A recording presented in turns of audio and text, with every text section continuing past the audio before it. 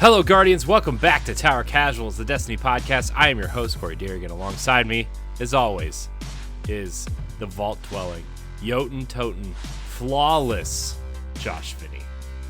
God damn, I love having that flawless in there now.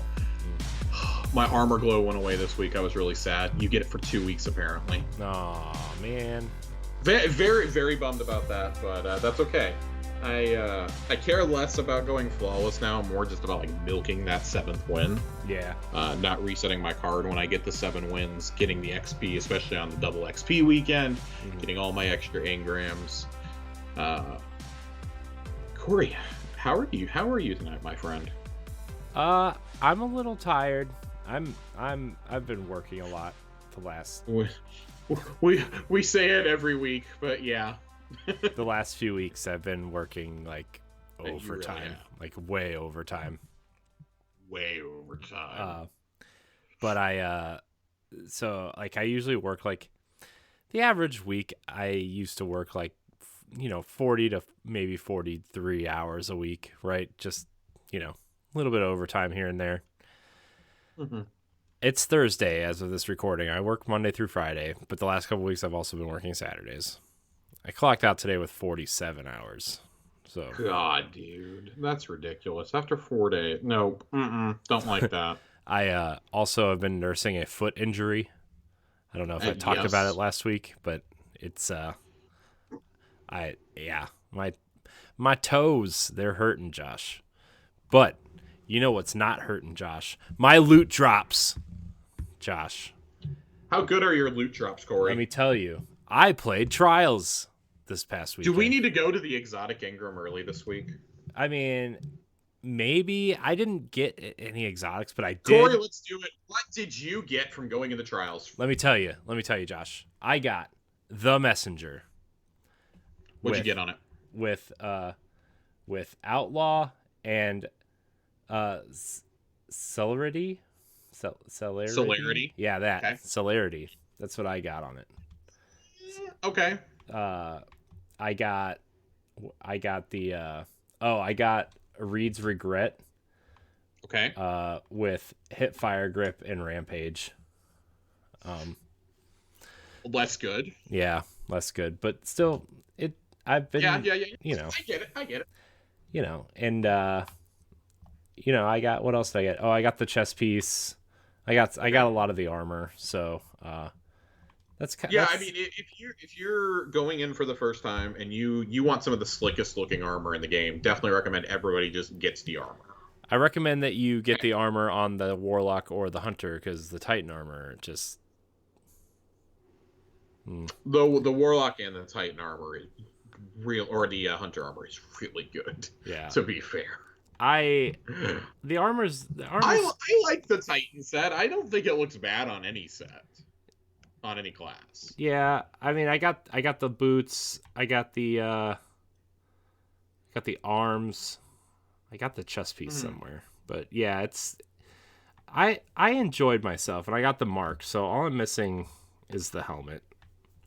So I might try to queue up this weekend and try to get the helmet just to have it won't be up this weekend.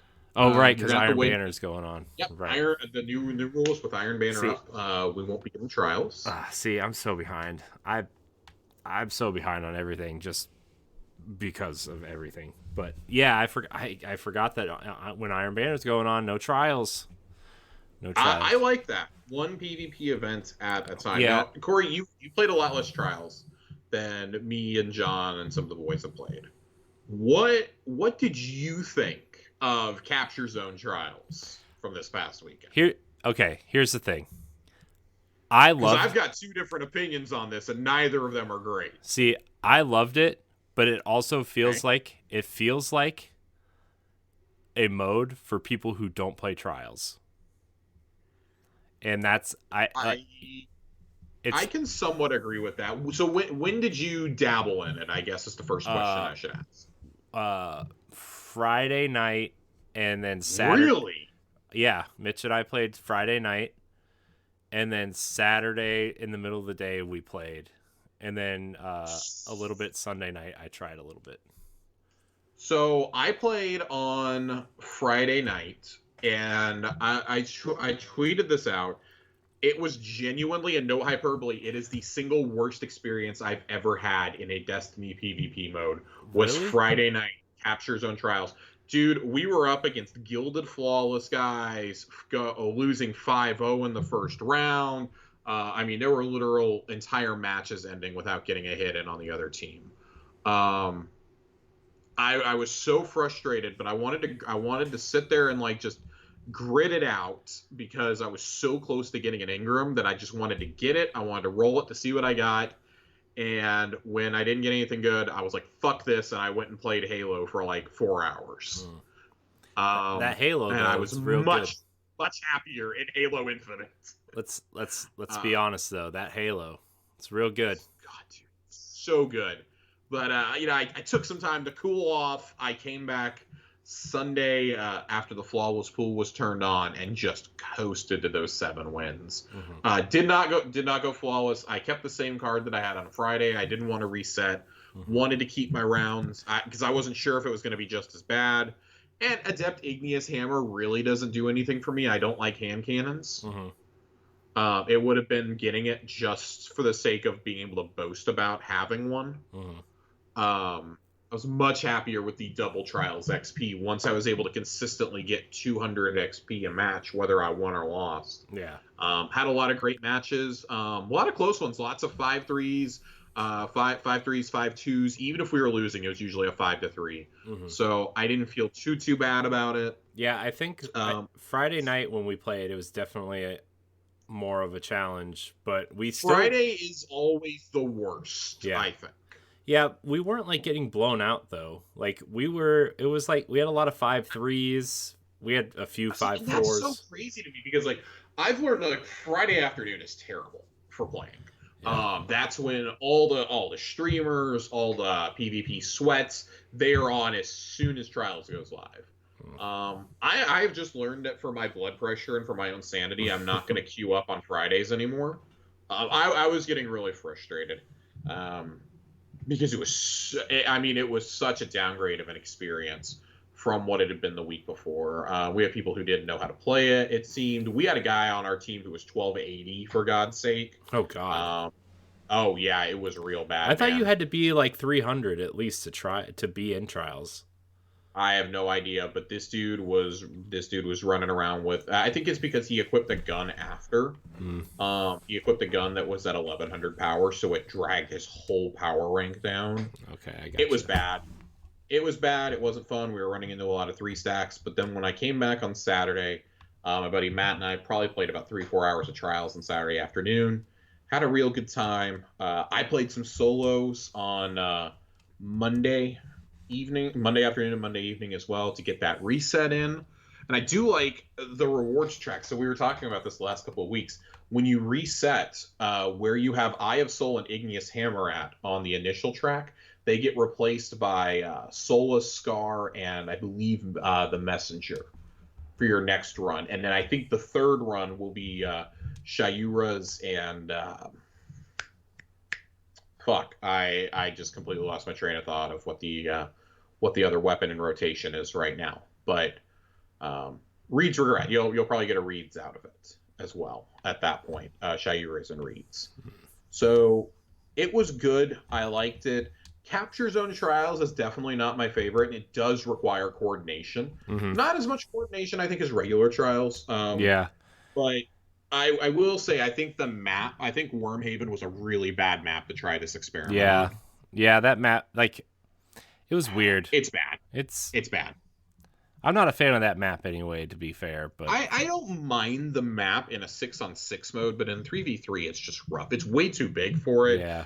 And I don't like how there's not like a central point to funnel to. Mm-hmm. I think that this experiment would have worked a whole lot better on a smaller map and having the zone always in the middle. Mm-hmm. I think that's kind of my personal takeaway, but also how easy it is to snowball on there, because you could wipe the team out and then you could still run. If you killed them near the point, you could still get on that point, all 3 of you, mm-hmm. and still technically capture it and get that additional 10% for your supers. Yeah.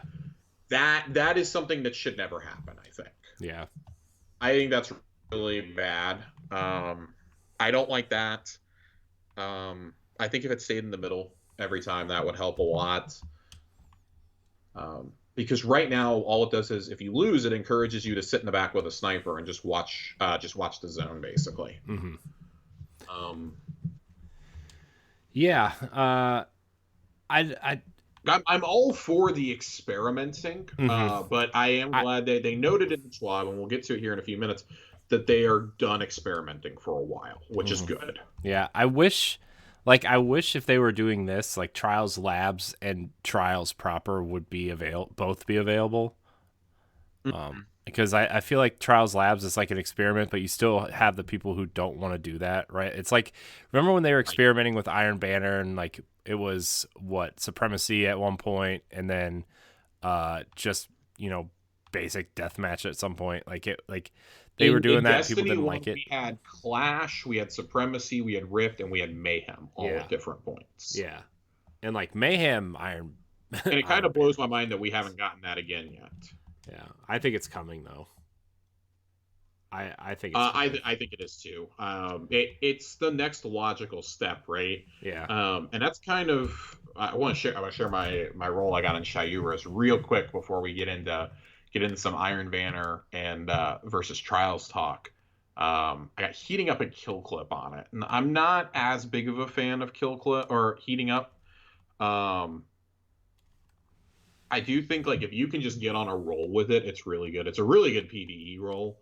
Mm-hmm. But I was just slaying out of momentum control with this earlier today. I was getting 3-4 kills in a row, just holding the trigger down and pointing basically. I think that's a lot of fun. I've got a targeting adjuster on it too, which helps with the flared magwell and the polygonal rifling. So, or actually, fluted barrel. I'm running fluted barrel on it. So, really, really liking that one.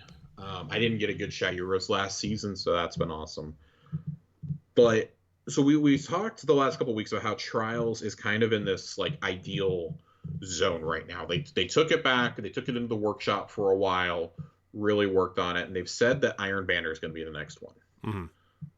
When we look at, and it's kind of funny to say that Trials is like almost the ideal PvP experience right now for a lot of us. Yeah. Not just in terms of like rewards and like the vendor, but I think in terms of like the matchmaking, the pools, things like that. Yeah. When Iron Banner gets this rework, it's almost a given that we've said it before. Every single vendor needs to be like Saint. Yeah. I do think when it's not a pinnacle mode though, we should not be paying nearly what we do at Saint. I even think the costs at Saint are a little outrageous at times. I've never run out of Glimmer ever before in this game until I started playing new Trials. Now Spider is seeing me all the time because it's costing me 20k to decrypt an Ingram. Yeah. But I'd like to. I want to see that brought obviously to Zavala and to Saladin. Right. I want to, because I mean, let's be honest. I would rather be earning Iron Banner Ingrams, because the amount of times you play Iron Banner and you don't get Iron Banner rewards from the end of a match feels really bad. Yeah, I hate that. I should not be getting blues in what's considered a pinnacle event. Yeah, that always sucks. When your loot pool is that big, there's like, I think there's 8 to 10 weapons currently in it. There's a full set of armor every season. I should not be getting other stuff. I should be getting those, and I should be getting the weapons specific to Crucible. Mm-hmm. That's all I should be getting in that mode. Yeah. No, I 100% agree with you. I like when I would play Iron Banner, sometimes I'll go like 4 or 5 matches and won't even get anything Iron Banner related. I'm like, come on, like, right. I'm playing this mode. I should at least be getting something like every other match or something, or every. I played probably about 7 or 8 matches the other day. I got 1 sidearm out of all of that, and I turned in 1,000 tokens. I got 4 more rolls out of 1,000. Jeez. And none of them rolled with Headstone. Not a single one. So I'm feeling a little frustrated. I will obviously keep playing Iron Banner for the rest of the season. That sidearm is the gun I'm chasing right now. Peacebound with Headstone, just to kind of fill out my stasis Vex Mythoclast build that I'm working on. But I think when we look at this, you look at the success of Trials, it's almost like you want to do like a copy and paste onto Iron Banner right now. Yeah. The matchmaking times are very quick right now. They're largely staying under about a minute. I cannot say the same about Iron Banner. I feel like solo queuing feels significantly better in Trials than it does in Iron Banner right now. Even in the Iron Banner freelance playlist, like that feels sweatier than Trials at times to me. Mm-hmm. Which is wild because it's a whole bunch of hunters running around with like 2.3 KDs, and I'm in there with like my measly like 1.1, and it feels real bad. I saw this meme the other day, and I don't know why it reminded me of you, but it was like my fire team, and it said the first Guardian had like 15 kills, the second Guardian had like 11, third one had 12. And then they're all standing there all cool. And then there's a fourth one doing like some ridiculous emote with 4 kills being all excited. I was like, some reason that reminds me of Josh. Even though I know you're way better. See, it's funny that you say that because let me tell you something. The amount of time I have finished at the top of the leaderboard in the last month is really, really disconcerting across all modes. We did Iron Banner the other day. It was me. We actually had a full 6-stack going. So me, Joe, and Matt were in there with A1 Johnny, Phil, and our friend Forrest. And we were continually mercying the other teams, running around as a 6-stack. And I think like the least KD on our team was like 4.0 in those matches. And then you've got like me and Forrest finishing with like 13.0s. And they're just like, what the hell? And it was like, Phil was dying, but he was weakening them. Like, one of us would just run around the corner with Vex or Shayuras and just gun down the whole team. Just like, straight into a line. And like, it shouldn't be that way in Iron Banner, but it is. Wow. I got some hate mail for shooting rockets into bases and things like that. Really like Supremacy now that or Ascendancy, is that what it's called? Now that I've been using it. Yeah. Ascendancy. I keep trying to say Supremacy, yeah. And that's definitely a game mode. That's the mode. That's the mode that they won't bring back for some reason. I know. That's the mode they want me to play, and I don't like it. I like Supremacy. I wish they would bring it back. Although I did play it a lot when I was a Titan in D1 with the the overbearing shoulder charge. That was like the Titan mode. You think Hunters... As long as I need them to take the stupid Scorched mode out of rotation. That is the least fun mode in the entire game. I stand by that. It's terrible. Take it out of the game. I think when we look at the improvements made to Trials and we look at what can be done in Iron Banner, like Iron Banner clearly needs help in the matchmaking. Mm-hmm. It needs help in terms of rewards. And it's funny because Iron Banner is the mode that consistently gets its rewards refreshed, and they're almost always good. Mm-hmm. Like, Iron Banner's really been on a streak, I think, for the last year and some change about how good the rewards have been. Mm-hmm. Like, I use my forward path all the time. Steady Hand was an OP hand cannon there for a couple of seasons. Peacebound is awesome. Peacebound is arguably the best sidearm in the game. Fool's Remedy was a Solar Suros sidearm you could get back in Season of Arrivals. Mm-hmm. Still in the pool, still really, really good. Occluded Finality is pretty good. Ice got an auto-loading Vorpal, one of those. Reese Walker has its place. God, what are some of I can't even remember some of the other ones, but it's just, I feel like it's just got such... I like Forge's Pledge. I know it doesn't hit as hard as some people like. I personally like that model of pulse rifle. It reminds me a lot of Solar Bygones. Yeah. The 390 pulses, which is funny because 390 is what I think. No, Messenger's a 340. I'm going to correct myself before I get it wrong. Messenger's a 340. Forge's Pledge is a 390. I still really like it. It definitely feels like the mode that gets the most love when it comes to its weapons. They always have a distinct look. I mean, a lot of them are reprised from year one, right? But in a completely different way now, because those were fixed roles. These obviously aren't. And I think that really adds to it. There's always something to go chase Yeah. in Iron Banner every season. Like I see people go like, "Oh, I don't even bother with Iron Banner." Iron Banner, I think, is a lot like Trials in the regard of, well, if you're just ignoring those game modes, you're going to be deliberately excluding yourself from some of the best weapons in the game. Certainly, some of the most consistent. That's for sure. Yeah. And that's a shame. I mean, that's a real shame when you got people thinking that way because, like, oh, it's too sweaty. There's too many people in there. Trials, I think, is accessible to anybody now, at least for like. I mean, obviously, resetting your Trials rank is going to be a gigantic pain in the ass, but if you can get those 7 wins, don't reset your card if you don't care about flawless, or you're not going to. Just sit there and milk the XP. Like, yeah, it is totally worth it. We were getting Engrams like every other match. We were getting golf balls, we were getting prisms, and just like having a real good time. Win or lose, we were having a good time, because even if we got stomped, we were like, well, that sucked. If we have this happen too many more times, we're gonna go play something else, or we're just gonna hop off for and I know that's a lot easier said than done. I may sit here and say like, oh, I'm terrible at PvP, but I know like I wouldn't put myself as above average, but I am slightly above, I think, the average PvP player. I'm not God tier. I'm not even like as good as the best person in the group that I play with, but I do think that I am above the normal person who is like, oh, I can't win in Trials ever. Like, if I can go flawless, almost anybody else can. I'll put it that way. Yeah.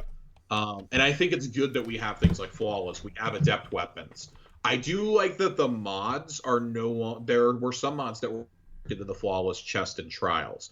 Those mods have now been put into Grandmaster Nightfall chests and into Master Vogue as well, which I really like to see. Especially this season with the adept fusion rifles, or with the adept linear with reeds, right, and with adept plug 1 from last season.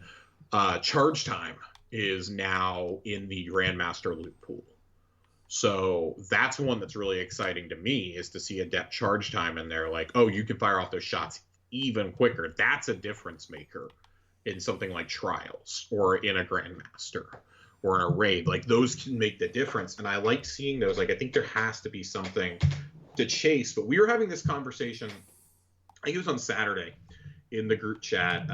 Me, Nerd Generalist, and Colonel Panic were all talking about the pros and cons of the Trials rework, and saying how, I think, if anything, Trials has exposed just how badly comp either needs to be completely reworked or just taken out of the game altogether. Yeah. I almost feel like comp should just be taken out and have Trials and Iron Banner be the comp modes. I mean, that's how it was in Destiny 1. And because here's the thing, like, people who grind out comp continuously, people who take like Trials super serious, like, oh, I gotta run all these flawless cards, I gotta stream it all. Like, you guys want Destiny PvP to be something that it's never going to be. You're expecting a game with a PvP scene of like Halo, but I think like after 6 or 7 years, it's just kind of time to accept that that's not going to happen. Yeah. And especially after launch, when they actually were trying and it was 4v4. Remember when D2 was 4v4 when it launched? And like, I did not touch Crucible for the entire first year. Yeah, I mean I did a little bit, but I'm like, man, it just really feels like they're trying to squeeze Halo into their Destiny while trying to make it something else, and it's not working. Yeah. It's not working just because of how balanced or unbalanced the game is, especially then. And like, it's just, I just feel like the PvP is not going to be what players want it to be unless you're going to go play Trials or Iron Banner. Right, and I think Trials and Iron Banner both give you that outlet for comp. Like, the only thing you can really earn in the comp playlist that you can't earn elsewhere is the Unbroken title and the Might of Multi-Tool Catalyst. That's pretty much it. Like, there are no more weapons tied to the comp playlist. It's not like we have Recluse or Mountaintop to go chase. I would not care at all if the Glory playlist was taken out. Yeah. I don't agree with the suggestion that Colonel Panic was saying it to me. And I had a few other friends who were saying it, like, oh, what if Trials is here all week? I don't think Trials needs to be here all week. I think that defeats the purpose of what makes Trials special. It being every weekend, though, is like, okay, so if you missed a weekend or two, you can still jump in and get the same rewards now. You're not just locked to that one reward or hoping you grind out enough tokens to turn in for one measly Engram at the end of the week. Right. Um, especially with how your tokens used to get deleted. Now, I mean, I can sit there and hold on to a few Ingrams for the week and go turn them all in on Saturday. Like, personally, I haven't claimed my ones from the early levels, from Guardian 123 and from Brave 123. Like, I've already gotten back up to Brave 3 on my reset. I'm holding on to all those because I want to wait until there's an Adept weapon that I want. I want Adept Shayuras or Reeds to come back.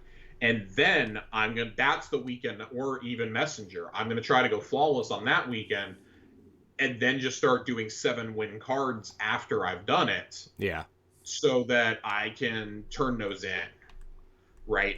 Every one of those that I turn in and pay 50K, 50,000 Glimmer, and 250 Legendary Shards, I can get an Adept version of that gun.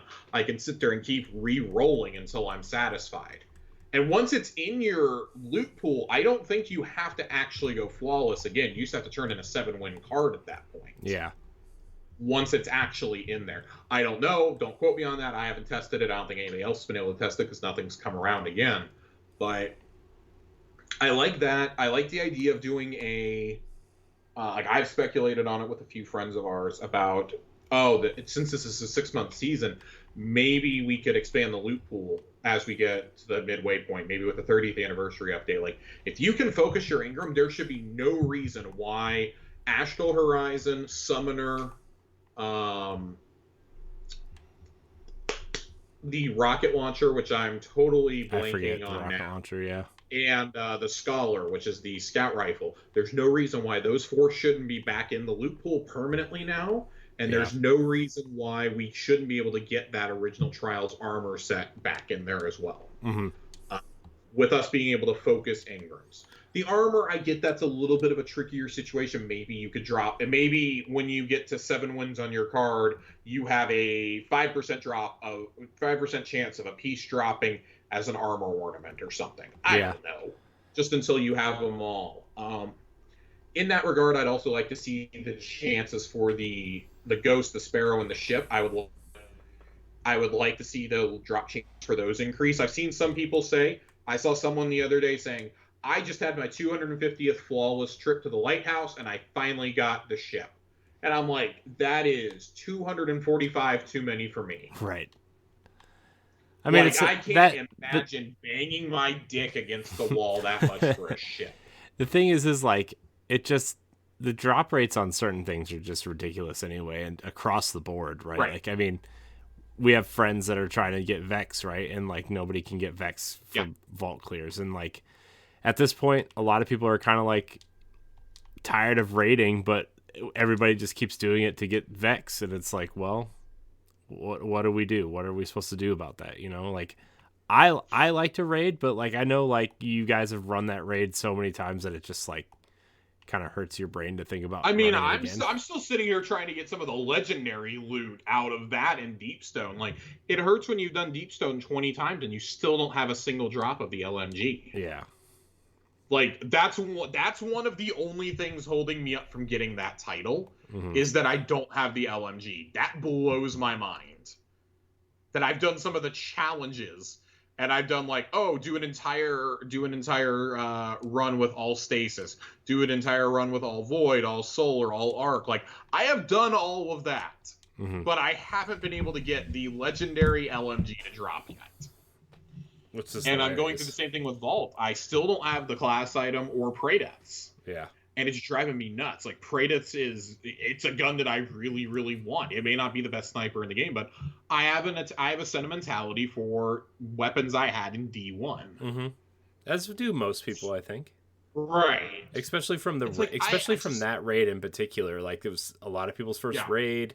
Those weapons are super important. People like, when I got Fatebreaker and Vision, right? Like, Vision of Confluence isn't exactly the best scout rifle, but I have an attachment to it because it was like one of the first guns. It's like a fucking Mack truck in momentum control, I'll tell you that. I think it's basically a one-shot kill. I do also have Firefly on it, which makes it better. But just extraordinarily great. Yeah. Oh. So I think when you have I think when you have such a good system like Spoils of Conquest Mm-hmm. in the raids, we obviously wanted that translated out, and I think that the Engram focusing is probably the best way to do that. Mm-hmm. Because I don't know about you, but I'm getting really fucking tired of Umbral Ingrams. I'm getting I just tired. delete I'm getting my tired Umbrals of like now. that system only being applied to the helm and that seasonal stuff. Like, I know we talked about it before, but like I would love to like focus. I don't know, strike engrams at a strike umbral thing, right? Like Right. it just Well, and that's part of what we were talking about with like we want Umbral focusing, or we want Engram focusing to go to the other vendors as well. But I think like there should be a Gambit Engram in there. yeah, There should be a Strikes one. yeah, Now, I do think when I do like a Grandmaster or when I do like an actual Nightfall, like for every level of Nightfall you do, you should have a chance for a Vanguard Engram to drop. And when that happens, you can go turn that in for a Nightfall weapon. mm-hmm. I like that idea, but also still, hey, we're going to give you a chance to actually get the weapon outright also. Yeah, But you have an additional chance for an Engram. I don't know. There's definitely ways to do that, especially with more and more Nightfall weapons being added. I mean, we're up to what, like I think 10 now total. mm-hmm. I think we're up to like 8 to 10 in the loot pool for Nightfall weapons, and I don't think they want to rotate those out quite yet. But even if they do, those can still live on in Engram focusing. Right. I mean, Gambit has 4 or 5 weapons available to it. I think Crucible and Vanguard each do. Like, I mean, you could even do a playlist Engram, right? Yeah. Like, go focus into playlist and like break that down. I don't know. Like, I think at a certain point it becomes too complicated. Mm-hmm. Because there's like 3 different screens you can go, 3 or 4 screens you can go into right now, and I do like this season's where it's like, oh, you can turn in X amount of the currency for this season and get 2 splicer weapons, or get 2 hunt weapons, or 2 chosen weapons, and that's really cool. So you don't have to go grind out the seasonal activities. Because I'm now in a position of probably needing to go grind out a threaded needle linear fusion rifle so that I'm not always running Reed's Regret. Mm-hmm. You should have kept. And it's unfortunate because I had about kept 50 of those. I had about 50 of those fuckers drop, and I deleted every last one of them. I kept. Linears 2. have been linear fusion rifles have been ass in this game for as long as I can remember. Unless you played with Queenbreaker for the 2 weeks it was good, you played with Sleeper for the 2 weeks it was good, or you were gifted enough to have 1K. Yeah. Which I'm back up to 1K being the only exotic in the game I don't have, and it's really bothering me. Every time I see it, it just like is staring daggers into my soul. The game is just just having to do some ribbon checkpoints in the next few months to try and get it before the Witch Queen. the game is just really just doesn't like you sometimes. God, you know what? I'm much more okay with something that I haven't run a lot, as opposed to something I've done like 24 times and still don't have the fucking legendary LMG from it.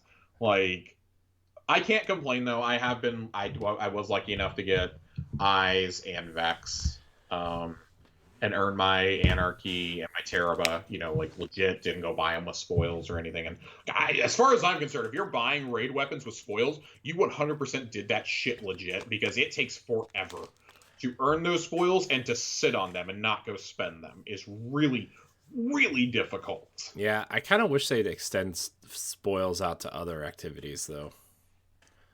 Well, and I mean that's something you and I were talking about, and I remain convinced that they're going to extend it out to dungeons now, with them saying that we're going to get a pinnacle PvE activity every single season now, whether it's a raid or a dungeon. That those are going to alternate. I have to think that we're going to start getting spoils from dungeons as well. Yeah. Even if it's not as many. I would like to see also.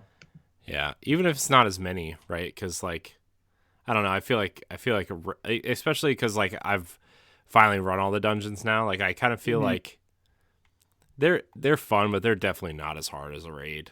They're definitely not as. No. So. Not even remotely. No. Prophecy though, it's a cool dungeon. Prophecy is cool as shit. It's one of the absolute best things they've ever done. Yeah. We've said for a long time, like the raids, the end game content, raids, dungeons, that's really where Destiny shines through. And I'm really glad that we can put Trials back up. I feel like we can put Trials back up there now and say this is what PvP should aspire to be. Yeah. And we're gonna kind of get to it here in a minute, but there was a point last year, like we've openly speculated on here a couple of times, where it was right around the time Rivals was launching, where the Destiny storytelling team and where Bungie as a whole had to sit down and say, okay, do we go all in on PvE right now and fix that before PvP or what? And I know it's going to hurt the PvP community to hear us say this, but I think they 100% made the right choice in deciding to go and fix PvE and fix the storytelling and the seasonal modes and the pinnacle activities, as opposed to desperately trying to keep PvP the same as it was or keep the status quo and things like that. Like, PvP took a huge hit. There's no denying that, and I think that changes the stasis. Countless episodes. Already. Countless episodes, and we're not going to relitigate old ground here and old complaints, but it really seems like finally all the teams are like synergized, and we've talked about the impact of COVID and working from home, and I only want to begin to imagine what that looks like for a live service game. But I think of any multiplayer game out there, I really feel like Destiny has handled it, and this isn't me like sucking Bungie's dick or anything. This is me just, flat out saying, like, I feel like they finally have a cadence down for it. Yeah. And I feel like them and the Final Fantasy XIV team are about the only ones that really, kind of mastered it from a multiplayer standpoint now. Like, yeah. Bungie is to the point now where they're letting roles that they're hiring for be permanently remote. Mm-hmm. And, depending on where you live, obviously, and things like that. And we're seeing, ZeniMax is taking that approach as well. Mm-hmm. Microsoft already took that approach too, right? Like, right mid-pandemic, where they're like, it's working for us, and for the most part, like, you have the option to work from home or, come in, or there's specifically remote jobs. So, yeah, I think that you look at something like that and you look at the storytelling that we've gotten, and it really is kind of crazy. Like, they've made it to where for about 8 weeks it's like a TV show that you're tuning into almost. Mm-hmm. You're guaranteed moving the story forward. You're going to get good dialogue chunks. You're going to get lore pieces to go read. You're going to get some engaging story content. Maybe you're going to get surprised with a cutscene for a certain week, or a reward you weren't expecting. And I really, really, really like that theme, as opposed to blow through all the content in one day. Right. Which is what I would 100% be doing. Mm-hmm. I wanna find the writer I was reading earlier, because we're gonna read from a few things. I keep saying we're gonna get to the Schwab, and we will. We're gonna circle back to Trials.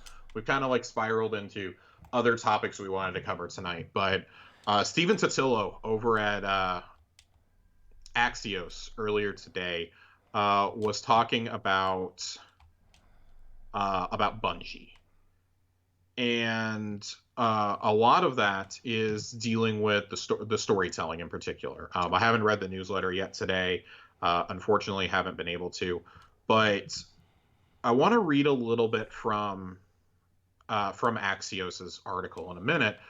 But one of the things that he says is that the writers influence what you play. For example, Season of the Lost third Shattered Realm was meant to be Europa, which we all thought. I think when we were looking at it, we were like, oh, that looks... I didn't even think it was Tangled Shore at first. I was like, oh, the second one looks like Europa almost. Mm-hmm. It would make sense. Europa's the last destination we got. He says, but the Shattered Realm art style didn't work with Europa, so the writers suggested doing the moon, and it would help develop Xivu Arath as a menace. Mm-hmm. And Nico Stevens says this. We sat down together and just talked about what Xivu Arath would probably be doing in the Ascendant Plane if she had a moon echo there. And we arrived at this decision of, what if it's just like a high fortress? This is her foothold in the Ascendant Realm. Mm-hmm. There's a whole paragraph from Nico in there as well about Uldren and Crow. And then about they addressed one of my favorite ongoing like little like silly controversies in Destiny, which is our Guardian not speaking anymore. And Julia Narden says, our character is spoken in cinematics. We use it to underscore particular themes or moments, primarily in the expansions. I think there's a world in which we could have had the character speak more in seasons, but that's a little bit above our pay grade. And I find that part to be particularly interesting, because that's long been a complaint of the community, was that Ghost was talking way too much, and Ghost has done like no talking since the expansion. Yeah, it's been incredible. Yeah, I haven't heard like Ghost. The characters are actually talking to us, right, and to each other, rather than Ghost telling us what they're thinking or what they're feeling or talking for us. And it's so jarring when I load in the strikes and Ghost is talking. And it's like, I don't mind Ghost, but holy shit, we really needed to dial back the Nolan North that we got over the last like 3 years. Yeah, because it got to be way too much. Yeah. I think the point was, and I know we both laughed at this, but like I think the point where we were getting way too much Ghost was when he was imitating Drifter during that one mission, right? See, it's funny. I think that's actually great, no, especially knowing the story behind it. I'm saying that's it was great, but like I feel like that you can point to that moment and say, maybe we're getting a little too much Ghost. I mean, like, I really hate at points in Beyond Light where Ghost is just like talking to us and like basically chastising us, and we like can't respond, obviously, and it's just super annoying. Like, it made me just want to like get rid of Nolan North Ghost and be like, okay, can Glint come be my Ghost? He's a lot less judgmental. He's a lot less annoying. Crow, let's swap. Let's see how you feel after 4 years of Nolan North talking all the time, knowing that you originally had Peter Dinklage. Right. The wizard. It came from the moon. It came from the moon. I'm gonna read out a couple of our tidbits, and these are ones that Totilo tweeted out. On Julia Narden on if the weekly seasonal storytelling might impact PvP. She says it's something we're always interested in looking at, and cited the return of Saint 14 in Season of the Dawn and the return of Trials as a result. It's possible we'll try something similar if the stars align like that again. You gotta figure that, and we're gonna get to this because I wanna specifically bring up the gun spoiler alert in a little bit. So I want everybody to keep this particular thing like in the back of their minds, because I actually was just talking about this morning. Yeah, in the group chat. Colonel and Nerf. Yeah, in our little. I was trying to keep up. I was working, but I was trying to keep up with at least try to keep up with the conversation. They kind of address the 30th anniversary content a little bit and say lots of fun surprises for players to discover, even though it isn't narratively tied to the game. Some of the early table reads had the writers in stitches. That makes me really think that we're gonna get some sassy Ghost like we did in the Salvation's Grip mission. Yeah. And I would almost guarantee you Drifter is gonna have some role to play in this. I hope we get some Shax. Shax has made a lot of us laugh over the years. If it's something like Shax singing again, I think we're all gonna love it. Yeah.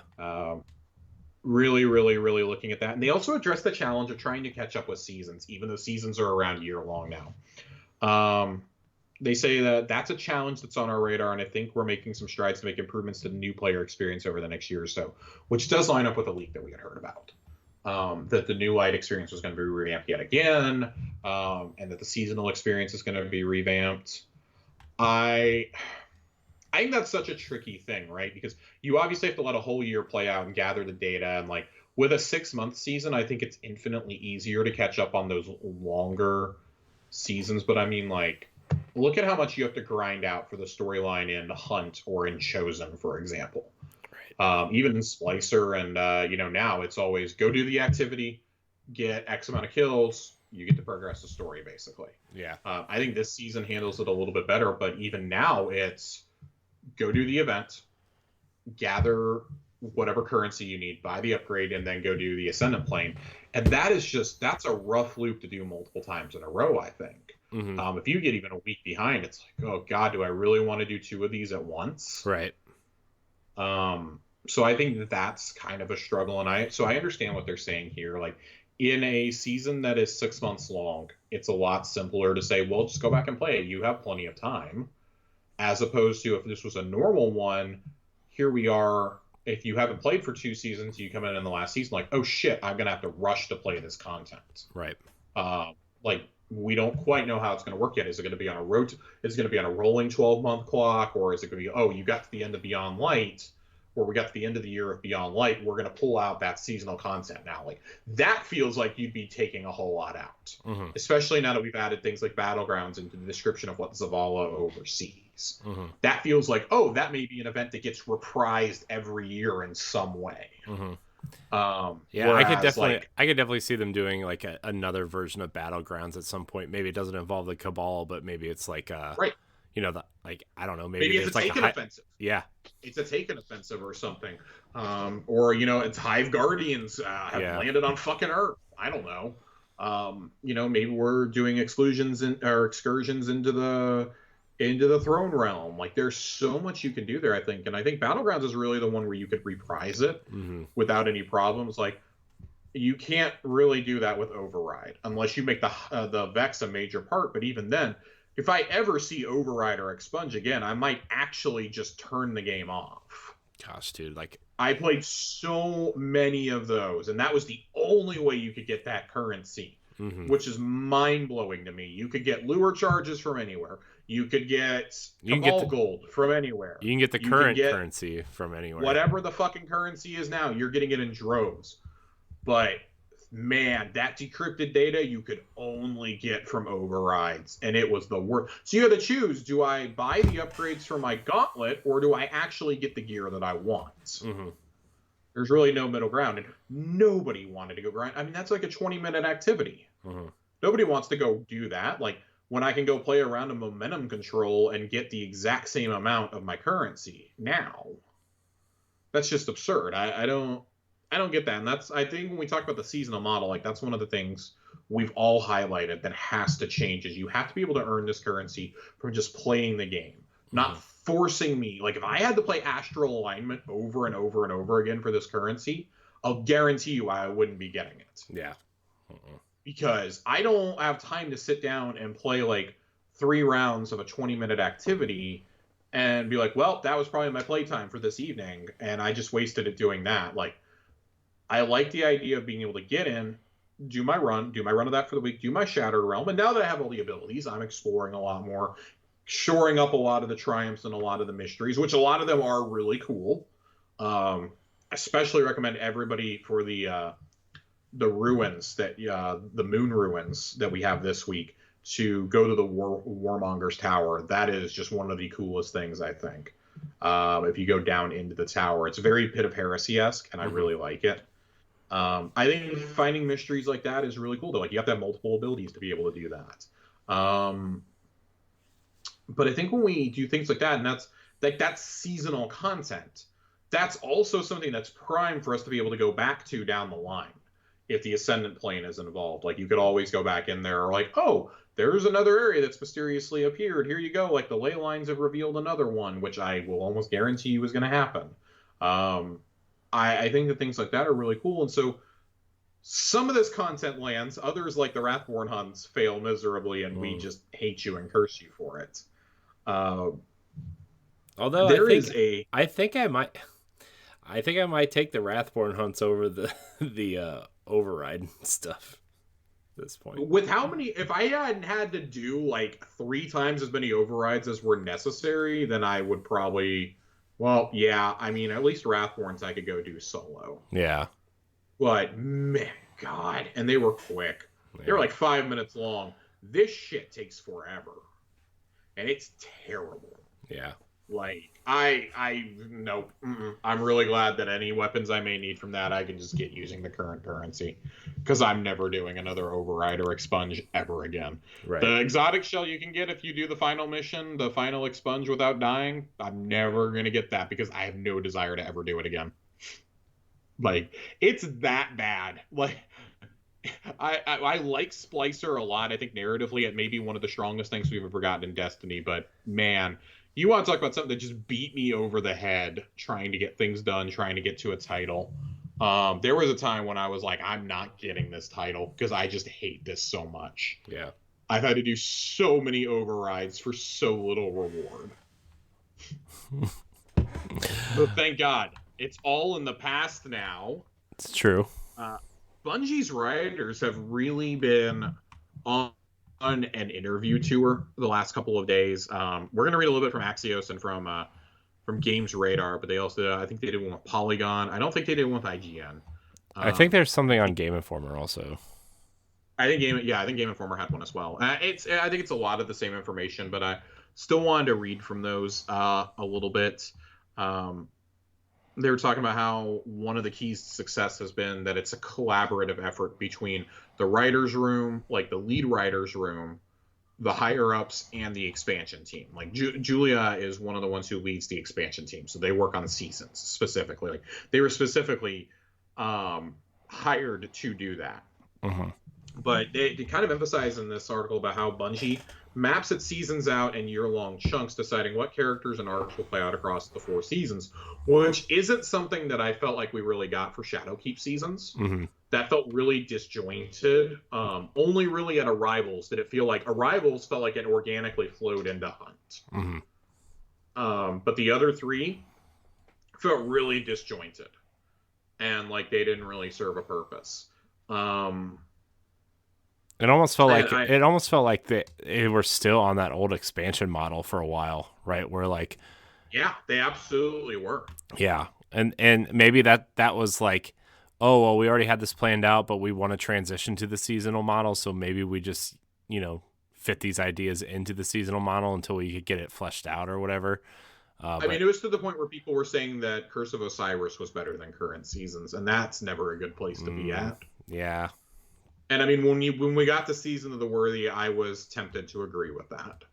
Gosh, that season was so bad. I just stopped. It was so bad. It was so bad. It damn near drove me to stop playing Destiny again. And it sucks because I wanted that Saint 14 ornament set, but I was just like, I can't do this. Well, so that was from Dawn.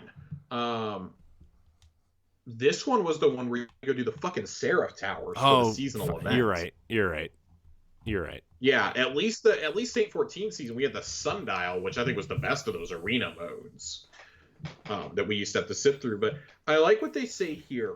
The writers point to the 13th season, Season of the Chosen, which ran from February through May, as the one in which they nailed an episodic model that they likened to tuning into a TV show every week. It kicked off with a peace treaty, led to an assassination attempt, and then a big climax, all offered through a mix of playable activities, audio files, and text documents that were doled out week by week. 2 seasons since Chosen have followed a similar cadence. We think we've got it down to a science, and we're really confident and comfortable with the way we're handling things. But Narden notes, while we have a formula that's working well for us, that doesn't mean we won't switch it up to keep things fresh. Thank fucking God.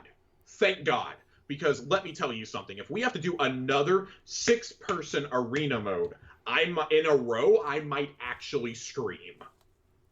I may actually scream. Like, the Wrathborn hunts were fine because we didn't like them, but it changed things up. The banking things during the Arrivals mode, like, that's one where a public event actually mattered and was actually done well. But I think Battlegrounds was definitely a step in the right direction. But man, going from the overrides / expunges to what we have now in the Shattered Realm, I think that this season's activity is far better than Override. I think that Shattered Realm is better. I did like Expunge. I will say that. For all my criticisms, I really did like it, and I think I made that really clear during the last season. Mm-hmm. But man, I'm already relieved that I'm basically done with the Shattered Realm stuff. I have like 3 triumphs to shore up, and then I'm done. Like, I never have to go back to the one from this week ever again. I've completed 21 out of 21 triumphs, done. Everything I need for the title in there, done. But I also like the idea that we're adding legendary versions of these activities too to keep us coming back. Yeah. And that Bungie's finally figuring out how to prevent data mining by just not putting things in the game until they're ready for found. Right. I'm not getting the season spoiled for me right away. And I encourage you to go read the Axios article. A lot of it is really things that we've talked about before. But I really want to focus on what they say here, because this week a lot of what Bungie was talking about was inclusivity, about accessibility, about visibility, diversity, and inclusion at Bungie itself. And I, again, encourage you to go read those on the Bungie blog. We're not going to get too in-depth into them here, but there are some accessibility changes that are going to come to the game in future seasons that have me really excited, because it's not just something for players who have a difficult time, like with pulling triggers and clicking buttons repeatedly. Let me tell you something. Having to pull for my sidearm like 300 times in a minute is really annoying. Having a full auto mode you can just trigger sounds fantastic. Mm-hmm. I'm really looking forward to that, because you're still gonna have the same kick that you would normally. Mm-hmm. Like, nothing's changing in that regard. But I like that. Well, I like what they say here. Bungie is one of the few game studios whose leadership is visibly political and overtly inclusive, but the writers focus more on in-game reasons for this evolution. Everything is very black and white, and the sense was we're being attacked, we're defending ourselves. That's an easy thing to convey. But as conflicts go on, you start to hit these ruts of nuance where decisions need to be made about things that aren't so cut and dry. We're having conversations about how can we do this universe justice and paint it with all the colors in the palette that we've created over the last 6 or 7 years. And I like what they say here specifically at the end for what's next. The writing team is well into working on next year's batch of seasons, and while each season is locked in as it begins, feedback can impact future ones. The character Crow was showcased more in this year's later seasons because fans responded to him well in Season of the Hunt. You love to see it. Crow is like the best character in the game right now, and it's not even close. Especially after this week's dialogue at the end of the story mission, when you have to go talk to Savathun, and she finally tells Crow who he was, despite Glint begging. It's a heartbreaking scene. Crow gets reassigned. We don't know to where yet. Mm-hmm. And man, that is just, it's great storytelling. I thought for sure we were going to get that in a cutscene, and they subverted my expectations again by instead showing us the pain on his face in game, and him running away and us going to find him in the helm. Like, he flat out tells Ikora, if you go listen to the audio message in the helm, either you reassign me or I'm done. I'm walking away from this Guardian life. I'm out of here. And she is determined not to lose him. Like, she's basically like, I'll let you do whatever you want. I'll let you do whatever you want. I'll put you wherever you want. You want to be reassigned? Sure, let's do it. And that is, I think that's a sign of maturity from a studio, that you can choose to feature a character more. You're adjusting your in-game plans to give us more. Like, I do suspect that Crow was always planned to have the role he had in Chosen, but I think he was meant to go away for quite a while after that. I don't know that he was really meant to come back in this season. I think, obviously, the last season, I think, is the one you're probably still working on when the game ships, and they're like, oh shit, we have a great opportunity here. We're bringing Mara back. Why don't we have Crow find out who he is at this time, too, instead of saving that for a major expansion? Like, I think this is great that we're doing it now. I think all of us are kind of surprised it's taken so long to get here. There's multiple chances where Savathun could have showed her hand and done this. See, I thought this would have happened like towards the end of the story segment of the season. Like, maybe like, I mean, we're in number 6. There's only 7 of them. Oh, I guess you're right. Jeez. Yeah. This season's going by faster than I thought. The season's definitely going by fast, and I think we're getting the story stuff out of the way now, because next week we'll finish up the initial story things, 1 through 7. There is a secret triumph that we don't know what that's about. That's almost surely related to something at the end of the season. They're surely not going to let Savathun's worm be exercised next week. That's going to be something that'll be held off until the end. There's a catch here. There's going to be like an epilogue style thing to the end of the season. Oh, gonna have to be. Yeah. And then on top of that, we still have Festival of the Lost. We have Moments of Triumph. We have the Dawning. We have the 30th anniversary. We have so much stuff in between that, like, I'm looking forward to taking a break. Like, by the middle of October, I plan on being able to take a break for a while. and enjoy it. Like I'm gonna play some Festival of the Lost. We know that it's not the Haunted Forest, it's Haunted the Lost Sectors. Next week we're hopefully getting details on that in the TWAB. Man, it's such a good time, I think. And I think this Axios article really underlines, like, for lapsed players, why it's great to get back in. So I want to bounce to the Games Radar piece really fast before we do hit the couple things in the TWAB and head over to the Lore Corner. And I like that they ask the question. They say here, their opening, it feels like Destiny 2 players randomly looked up from their vaults this year and went, dang, the story's gotten good, hasn't it? After struggling to meaningfully connect its expansions and seasons for years, Destiny has quietly and sometimes loudly become the best live service narrative around, a game that other live games should be studying. Destiny's always had a rich universe filled with compelling characters. We've never seen it all arranged and presented so engagingly, let alone for a whole year. Absolutely agree.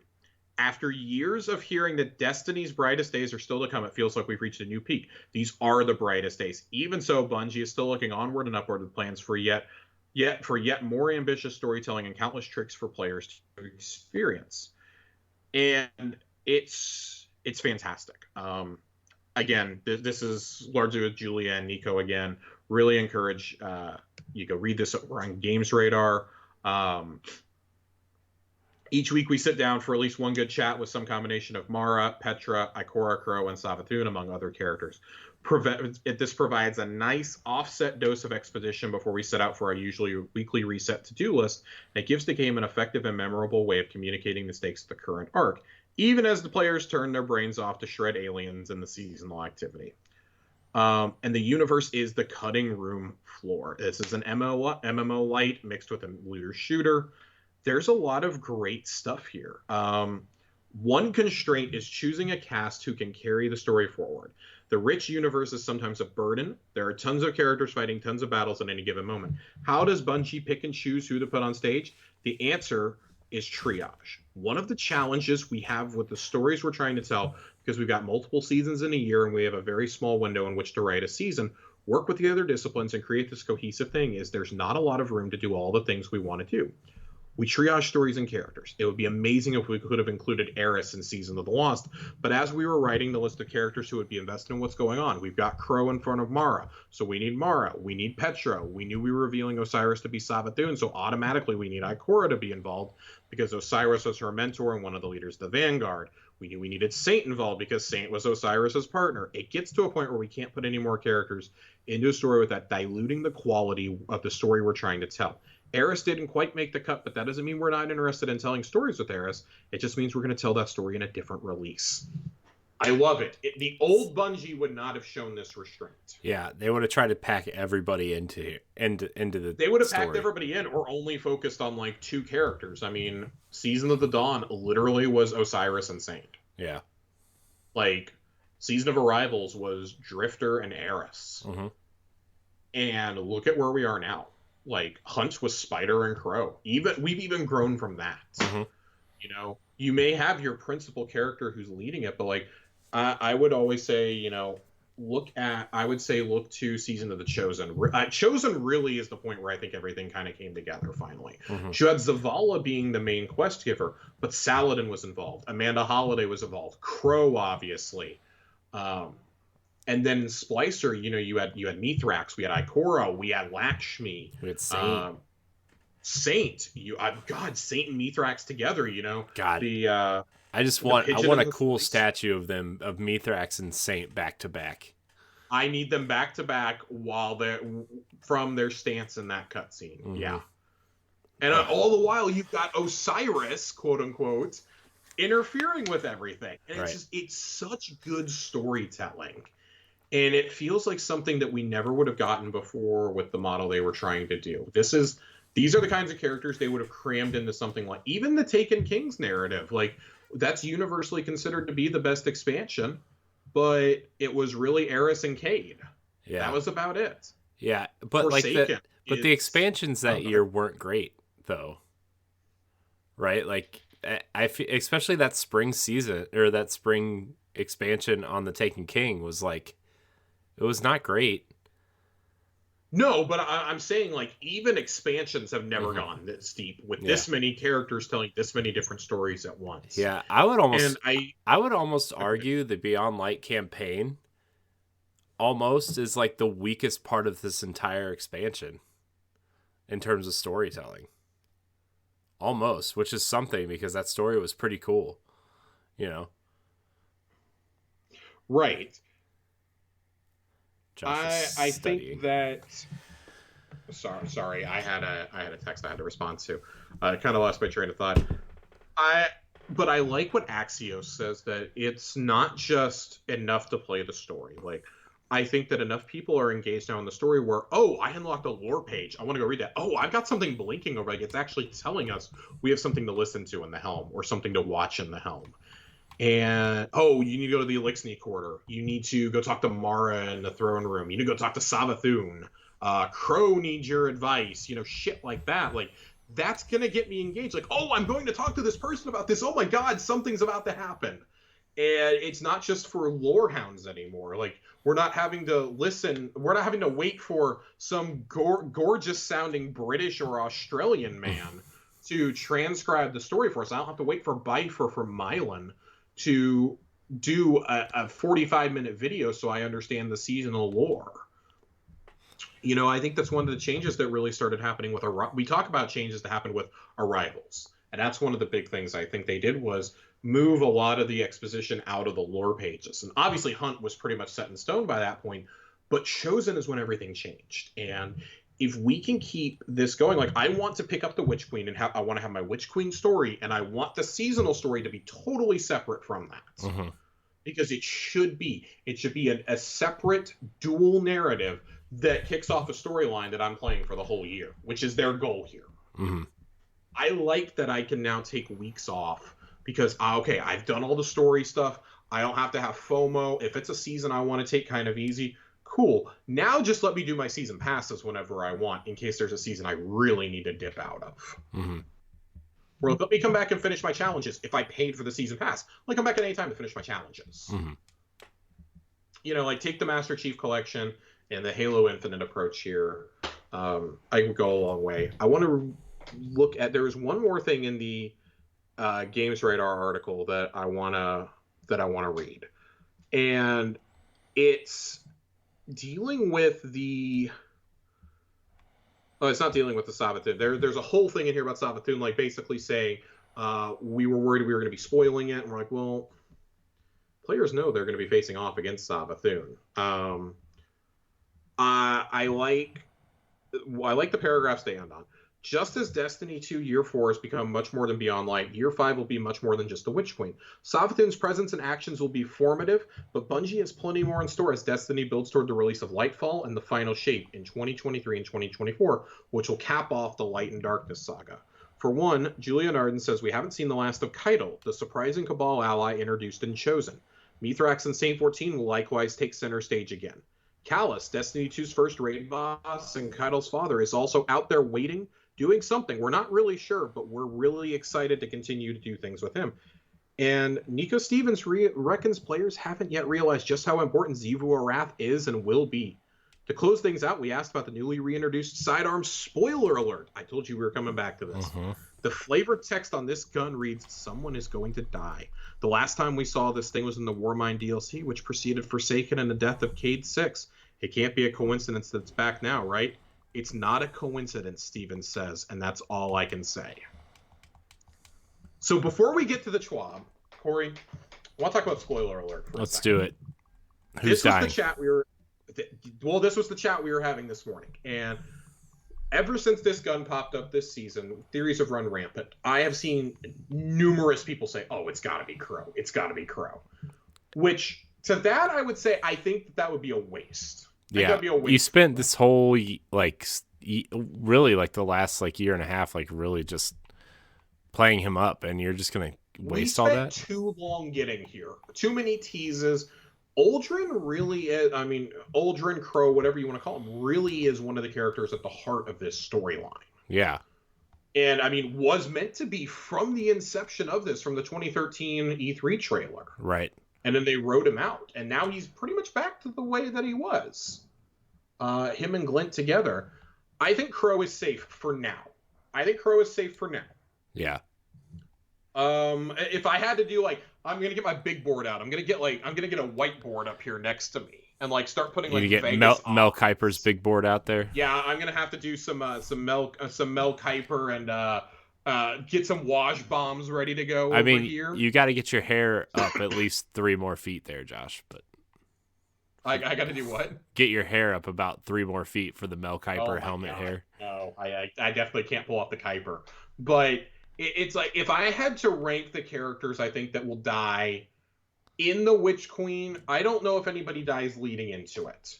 I do think that the death we get confirmed leading into it is Osiris is 100% dead. Yeah, he's got to be, right? I feel like this is all a lie from Savathun. She's the god of trickery. Mm-hmm. He's dead. Osiris he's already dead. This dude's dead. He's not being Mad-Eye Moodied somewhere. I have become convinced over the course of the season so far that he's done. He's gone. I think they're dangling him in front of Saint and he's a else. Fucking carrot to the audience too, right? We're we got to do this to save Osiris. We got to save Osiris. No, that's the twist. That's the twist. Our final memory of this guy is going to be Savathun recounting his death and him being a broken man over the death of Sagira. Yeah. And what a way for the most powerful guardian who ever lived to go out, basically. Yeah. Zavala, I think you've already had 2 assassination attempts on him that failed. I don't think it's Zavala. Yeah, we've talked for a long time about how Lance Reddick really carries the core of that tower. Yeah. I don't think you can, unless you're going to abandon the tower right away, I don't think you can kill Zavala off. Yeah, I bet when Zavala goes, he's going to go down with the tower, but I don't think they're abandoning the tower yet. I don't think Zavala's dying at all. Yeah. I've had the theory in my mind for a while that when the Light and Darkness saga ends, we're leaving this solar system behind, which makes sense. And I think that Zavala stays to lead humanity. But that we leave with some of the more eccentric characters we've encountered, such as Drifter, Eris, if she makes it out of all of this, Saint maybe, and perhaps even Mithrax. Right. Maybe Mithrax stays to lead the city. Who knows? I think when you look at the characters whose arcs have run their course, there's 3 that come to mind for me. Yeah. I think the least likely, I think Saladin's number 3 on my list. I think Saladin's time has come, and I think it's going to be during the next season. It'll either be during the next season or when the tower finally falls and we abandon it with the helm, which I think will be leading into Lightfall, or will actually be the opening mission of Lightfall. I think Saladin sacrifices himself for the city. We've had a lot of lore focusing on Saladin. We're actually going to visit Saladin in the lore corner today. And for the next couple of weeks, we're going to spend some time with Salad Bowl. But he's a guy who's really thinking about things. He's really thinking about life, about legacy. He's trying to patch things up with Zavala, and these guys haven't talked in about 50 years. Him, Zavala, and Shaxx do not get along. The 3 of them don't see eye to eye. They don't talk. So I think he's primed for a death. You have Ephrodite, who can step in and take over the Iron Banner. She's been off doing who knows what since the Red War. Polishing her helmet. It is confirmed that she's alive. So, but you can't have Saladin dying without learning the truth behind Fellwinter and Rasputin. I think that is something, and I think an actual reconciliation scene between our 3 main titans is going to have to take place, whether it's in a cutscene or whatever. I think it's going to be some sort of cutscene where they all have to fight together, maybe. God, dude, I'd love it. Listen, I can only get so erect, okay? I imagine him going out in a blaze of glory, summoning the Iron Banner axe and just going nuts with it. And at the end, when the fire is died or something, we're given his axe as an exotic. Yeah. Just how cool would that be, man? Dude, bring it on. I'd love to see it. Number 2 on my list is, I'm going to say Eris. I think that if Eris dies, it's going to be in The Witch Queen. I can see her dying to prevent the schemes of Savathun or Xivu Arath from succeeding. Mm-hmm. And I think Eris has largely run her course. Now with Elsie being back, we have another character who can explain the nature of light and dark to us, who can kind of guide us. Mm-hmm. I don't think Eris is as essential of a character anymore. She used to be the only insight we had to the Hive. Mm-hmm. And it feels like with Savathun and Xivu Arath here, like we're heading towards that final confrontation with the Hive. Mm-hmm. Especially if King's Fall is the reprised raid next year. Mm-hmm. So I think there's a limited amount of things you can do there, and I just don't know what else she can really contribute. She was at the forefront of Shadowkeep. We got all the stuff about her past and about our fire team finally revealed. She was at the forefront of the Taken King, of the Dark Below. She had a role to play in Beyond Light, although it wasn't as big as we were led to believe. I'm thinking, I just keep thinking back to the comments the story group made about her, that they couldn't cram her in this season. So I think Eris is on the chopping block, but that's an easy guess, especially if you read, like we read the future lore about Elsie. Mm-hmm. About Eris was really Savathun the whole time in that timeline. Mm-hmm. That's who she impersonated and not Osiris. Right. So now we have to wonder, could that still come to pass at some point? You're forced to think, could that happen? But I think the most obvious, and I don't know if it's really obvious, but to me it is, choice for somebody to die that I think would impact the player base. Eris, I think, would matter a lot to veterans because we'd be like, oh, well, we've been with Eris through so much. Mm-hmm. And that would almost certainly be her and Saladin would both be very emotional deaths, I think. Mm-hmm. I think it's Ikora. I think Ikora is being featured in a lot of the Witch Queen stuff. She's obviously shown back up last season. She's playing a pretty big role this season. And we know she has a major role to play in the Witch Queen, not just from the trailers, but from the story group themselves. Mm-hmm. They've told us that she will be back in a major, major way when that happens. Ikora's been on the sidelines for a long time, but she's even been conflicted about what is right and what is wrong ever since the death of Cade. Mm-hmm. And we know that to this day, we read it last week, she regrets not doing anything she regrets not avenging Cade's murder. And how hard it's been for her to accept Crow as a guardian, knowing that in a past life, he killed basically her best friend. Mm-hmm. And that she didn't use the Hidden to track down Uldren quick enough. And because of that, she blames herself still years later. Mm-hmm. I think that it would be a fitting end for Ikora. To go out fighting Savathun or fighting Xivu Arath alongside of us. We've talked for so long about how we want to see these NPCs fight with us. Like, I would have loved in the final override, while you're fighting in the boss arena for Scourge of the Past, Saint and Mithrax are fighting alongside you and the other Guardians. Mm-hmm. And then when you jump in, they basically tell you, they tell you already, like, oh, go, we will defend, go. And that's, we see the cutscene afterwards. I would love to have seen them fight alongside us. Imagine Saint popping off a Thunder Crash just out of nowhere.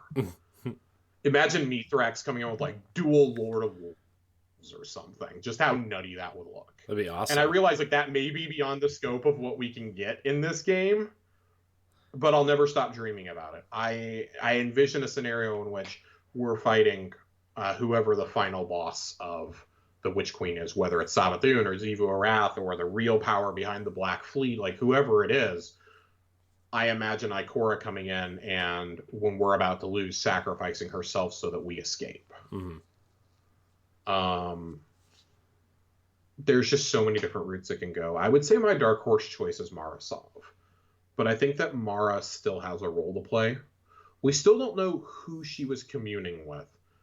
Way back in Forsaken, and this has stuck with me for years, she tells us we have to leave her throne world because her next guest is will not take kindly to those born of the light. And that's always piqued my interest for who that would be. It's the leader of the Black Fleet. It's the leader of the Veil, right? Like, dude, if it's the fucking leader of the Black Fleet, I want to know what Mara's game is here.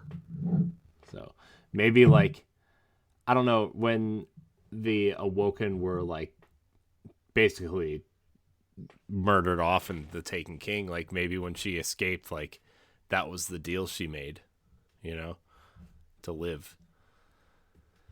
Quite possibly.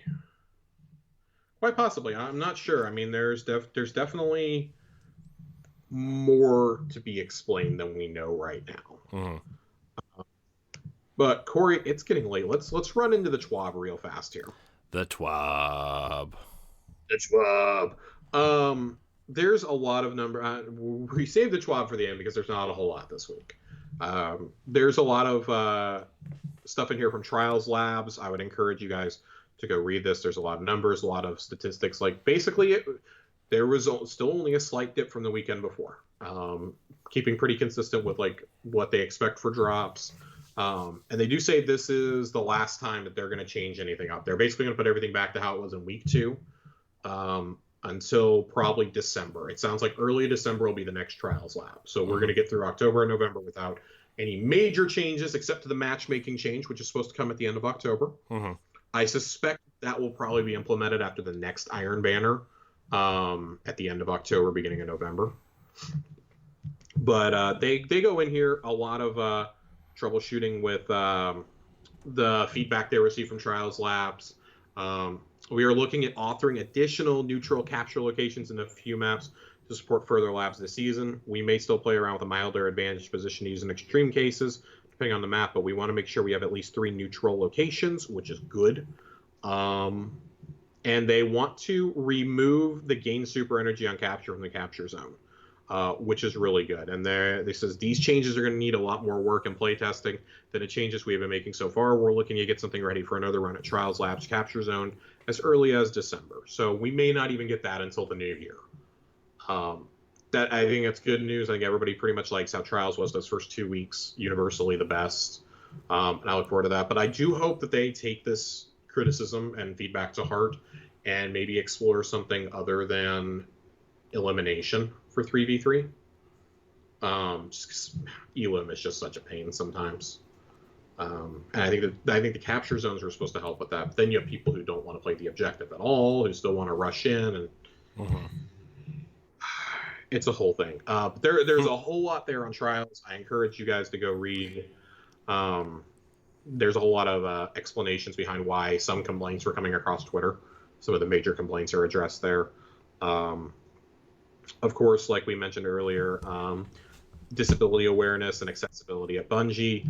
And it's part of their whole everyone can play initiative. That's their new emblem, new pin that's going to be sent out or included. More Guardians to be featured for Threads of Light are here. There's a couple of each class. And some of these look pretty cool.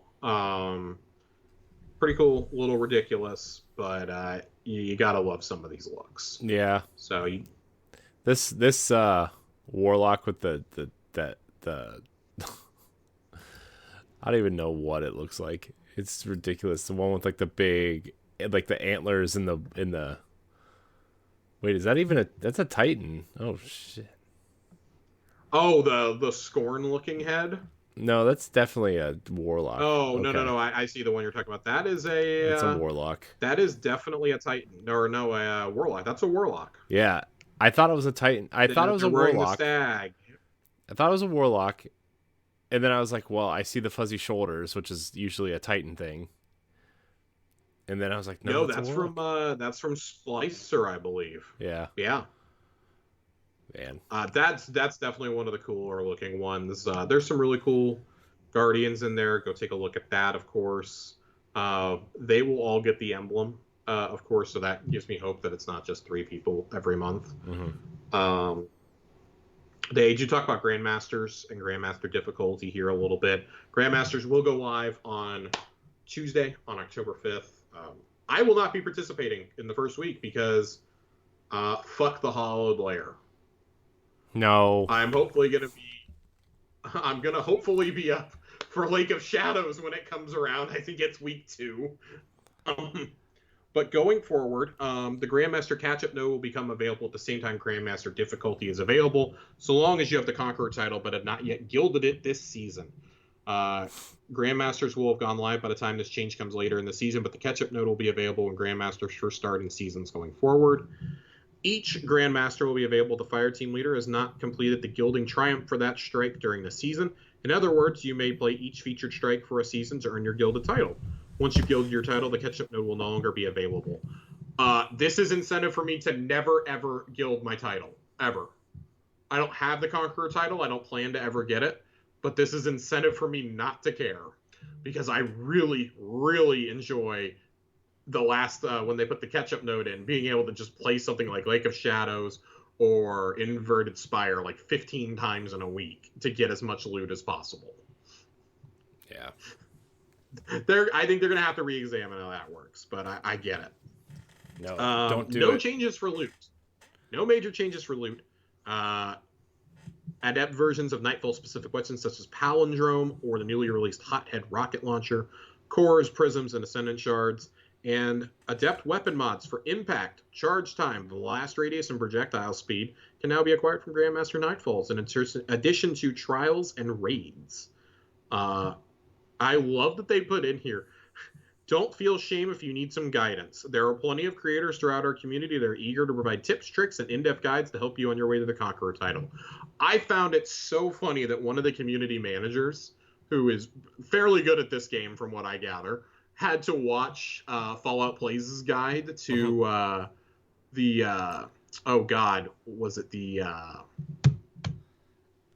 the fucking Europa strike, the Glassway. The Glassway Grandmaster Nightfall. He had to watch his guide to figure out him and Cosmo had to watch it for how to get it done. I found that to be personally funny. Yeah. To be fair, like that last room is it's fucking awful. It's awful. Even that the whole even the room beforehand, like with the Vex milk and like just yeah, as bad. where you have to stand on the plate for like 10 minutes. It feels like sometimes. It's just, God, it's awful. Awful. The Glassway ban. Ugh. Pass. It's definitely rough. The last note I would make here in the Schwab is Pete Parsons put out an open letter yesterday talking about how Bungie plans to be better going forward.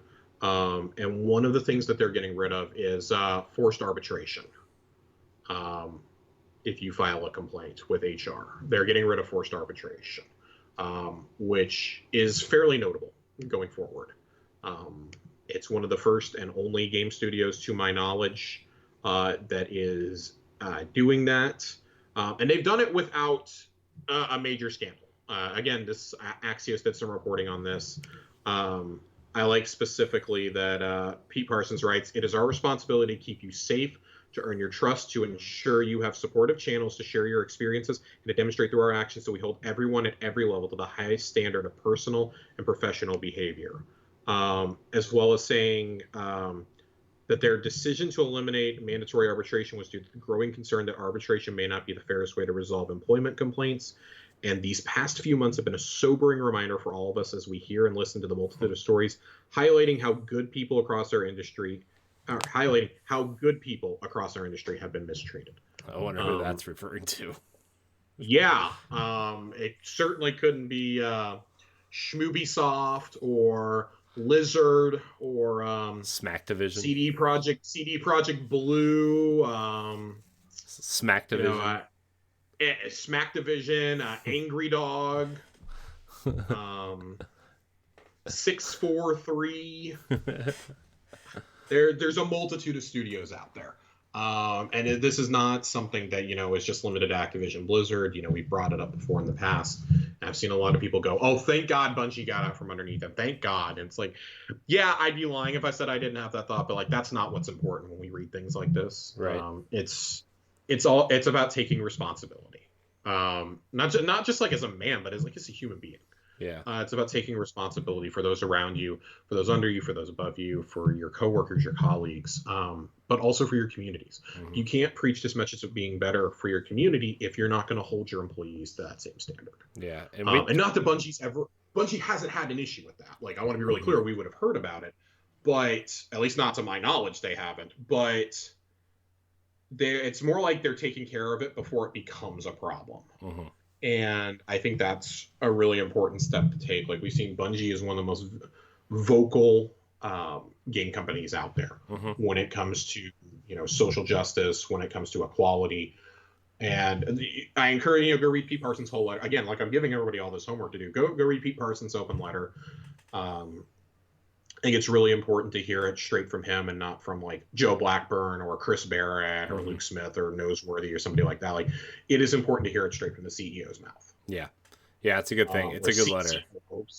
It's a great letter. Encourage you to read it, and also to read the one about disability awareness. Mm-hmm. Yeah, those are two really big ones. Like this is a company I'm happy to support, and I'm glad I have all these years.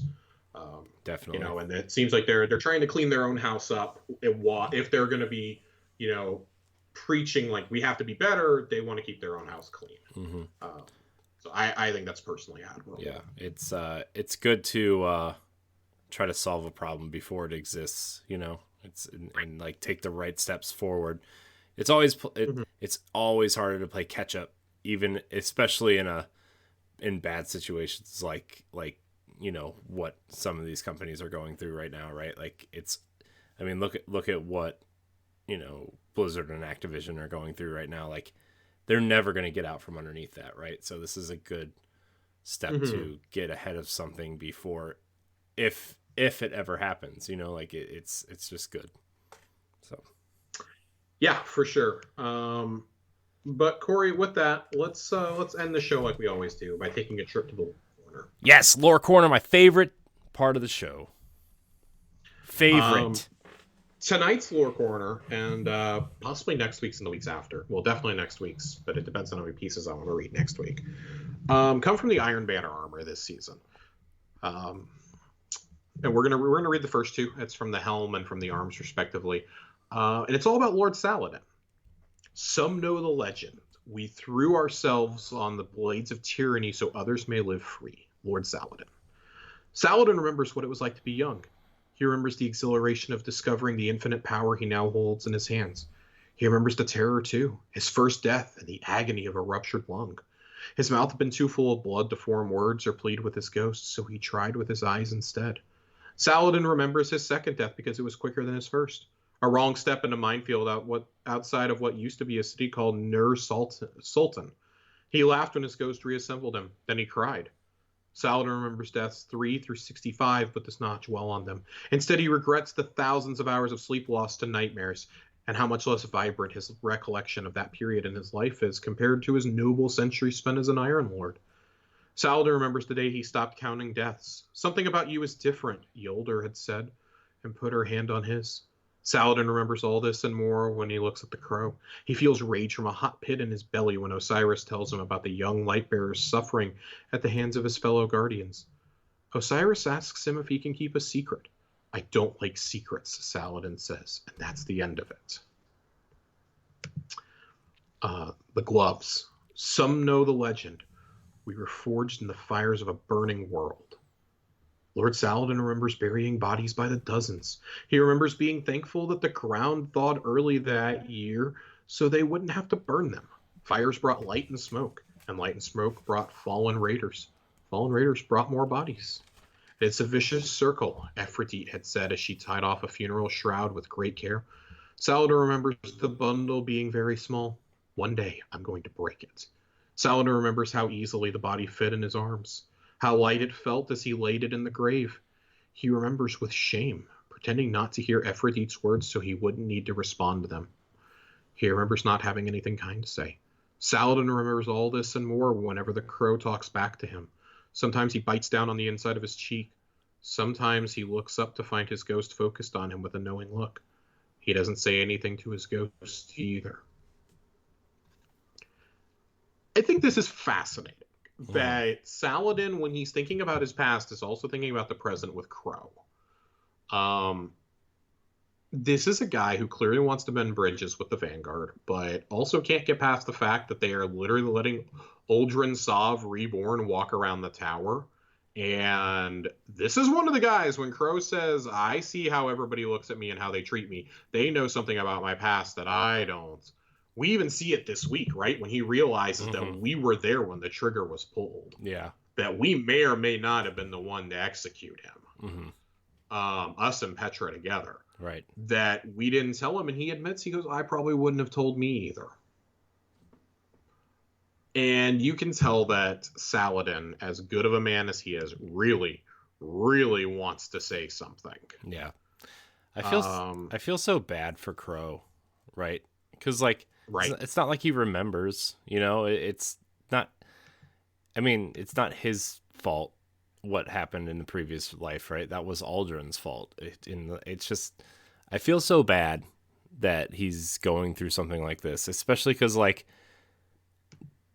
and we talked about this a million times, but like the other Guardians barely, or like if they find stuff out about their previous lives, it's because they found out in a weird way or something. It's not because they remember, you know. It's just like, man, Crow's going through so much right now, and it's hard to look over that, you know. It's hard to look over that, and I think that Saladin sees a little bit more of himself in Crow than he cares to admit. Mm-hmm. Especially as we read further into this lore, you know, we're going to see that. We're going to see why Saladin's kind of restraining himself. Mm-hmm. But when you read this kind of lore and you read the stuff that we've had about Saladin the last couple of seasons, which is, I think it was Empty Vessel last season. Mm-hmm. And the stuff that we got during Chosen in the notes from the front. This is a guy who is just, the centuries have finally caught up with him. Yeah. He's weary. He's tired. He's had dialogue for us at the end of the Iron Banner quest. He doesn't trust what we're doing with Crow. He doesn't necessarily trust Zavala either, but he's going to fall in line anyways because he realizes he's not in charge. Yeah. Even though he thinks he should be. Yeah.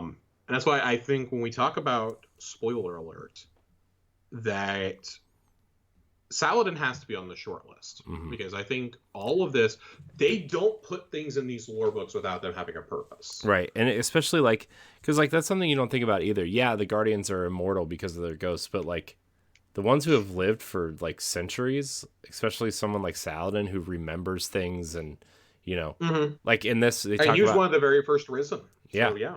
And it's like he talks about his first deaths and, you know, being resurrected and remembering and like going through so many things. And like you think about the Rise of Iron and that first cutscene where he loses everybody, right? And then you think about, you know, what's kind of happening now. It's like he's been through so much. It's like one of those things where he's like, he's probably ready to die, and he's going to do it honorably, you know? Right.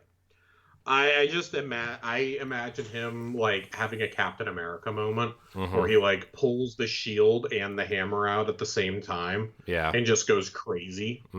I would love for him to pull those out and like thunder yeet somebody at the same time. Give me the scene that we were only told about with Osiris. Yeah, give me that with Saladin if you're gonna do it. Yeah, where he uses all the supers at once, like week 2.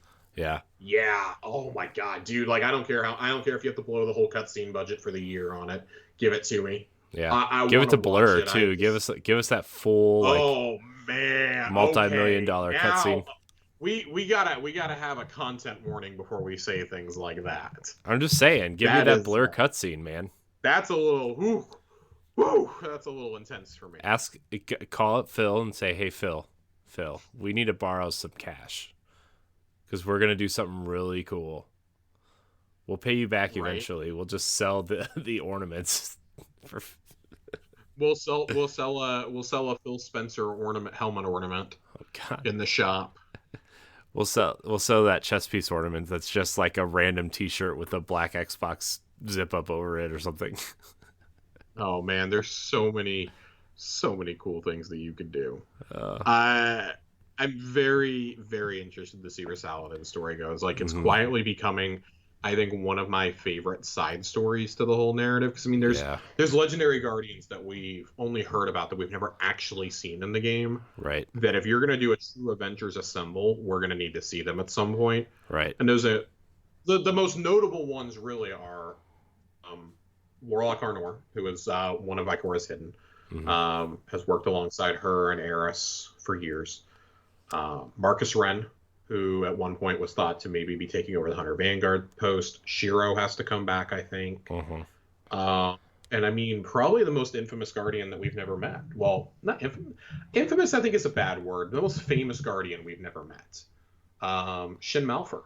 You know, the original wielder of the Golden Gun, of the Last Word. You know, the protege of Jaren Ward.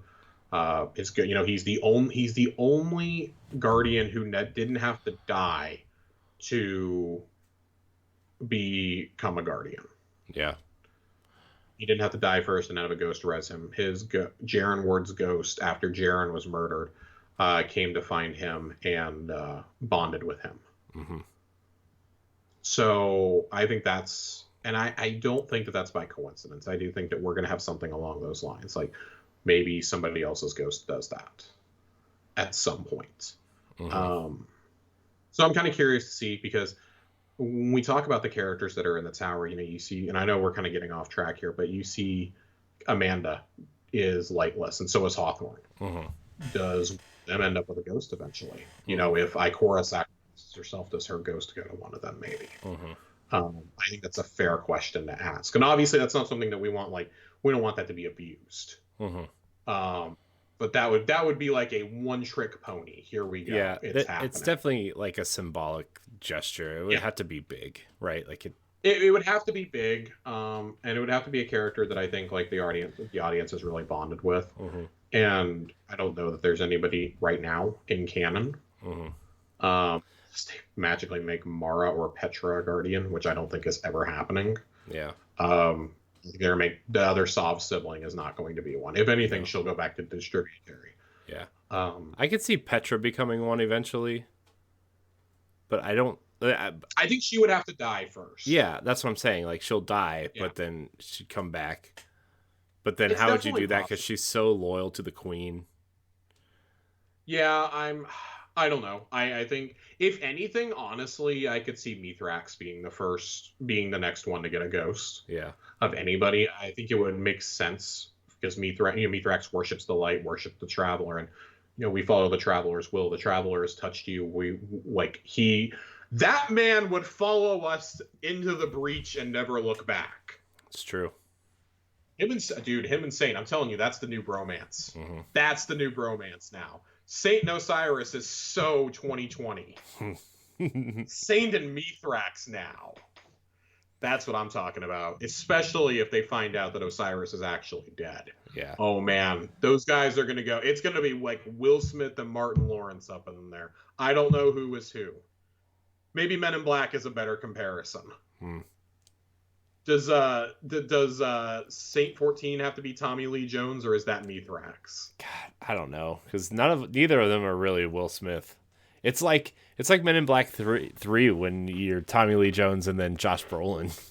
Oh, the really awkward Josh Brolin scene. God, dude, does that leave our Guardian as Rosario Dawson from Men in Black 2 when she works at the pizza parlor? I mean, maybe, probably. Oh man, as long as I get to push the little red button, I don't care. They can make me whoever they want. Corey, get us out of here. Oh gosh, dude. Anyway, I want to thank everybody for watching and or listening to this episode of Tower Casuals. Remember, you can find us live on twitch.tv/Tower Casuals every Thursday night. If you want to listen to the audio, you can check it out on Friday mornings. If you want to watch the video, you can watch it on Fridays as well. Breakouts will start coming out on the weekends, just to give me a little bit of rest. I'm not going to lie. You can check out all of our lore corners separated out by season. You can check out breakdowns of the TWAB, everything else there on our YouTube channel if you want. Just little snippets, as they say. Pod chips, as Josh likes to call them. Pod chips. Pod crisps. Light. Anyways, Light. Josh, where can we find you? Twitter, @Josh_Finn, 2 N's. And for a couple more weeks, you can still find me over on Q-List, talking Brooklyn Nine-Nine. And then I watch the sunset on a Grateful Universe and I relax. Only Destiny and Halo after that. Yeah. we gotta figure out some Spartan Slayers at some point. We really do. Yeah. You can find me at I am Corey HD on Twitter and Instagram. You can find Tower Casuals on Twitter and Instagram at Tower Casuals. If you listen on iTunes, leave a nice rating and review. Thank you so much for watching and or listening. Until next time, we love you. Goodbye.